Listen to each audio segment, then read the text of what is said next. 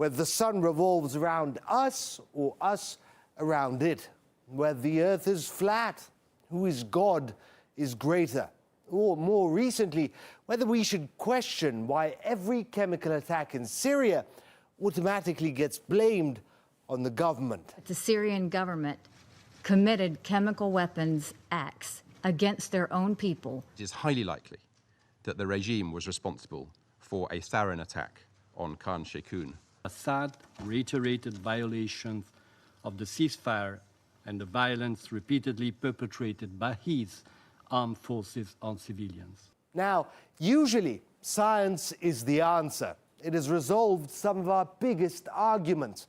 But this question seems to have us trumped. Science and Global Security, a respected journal based out of Princeton University, decided not to publish a study that questioned the official version of events that Assad's government was behind the Khan Sheikhoun attack in 2017. It all went something like this.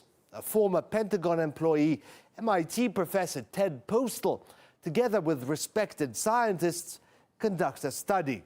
US presidential candidate Tulsi Gabbard mentions it on her campaign website.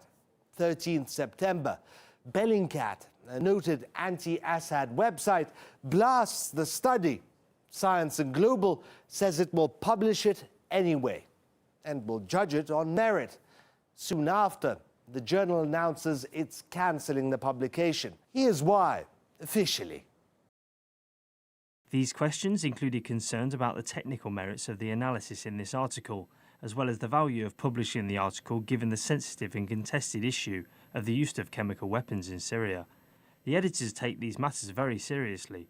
This review identified a number of issues with the peer review and revision process. Strange, isn't it, that no questions about the veracity of the study were asked when it was submitted or when it was given the green light for publishing. Concerns only appeared when Bellingcat and its followers attacked the study and the people behind it. We've asked the journal for comment, but no clear answer yet. Then again, a statement may have said it all. Sensitive and contested issue. Now cast your mind back to 2017. Within 2 days of the alleged chemical attack, America declared it knew everything there was to know. On Tuesday, Syrian dictator Bashar al-Assad launched a horrible chemical weapons attack on innocent civilians. Even beautiful babies were cruelly murdered in this very barbaric attack. And so Trump ordered a barrage of cruise missiles to be launched at Syria. Now, any doubt about Assad's automatic guilt would make the missile strike a war crime, an international war crime, which could be why the scientists behind the study are facing such intense pressure, abuse even. Unsurprisingly, one of the loudest voices of condemnation is coming from Eliot Higgins, founder of Bellingcat and opponent of everything Assad. His website, which he likes to call an investigative outlet, has received funding from US government-run operations. Mr. Higgins is a rabid supporter of the official Pentagon line.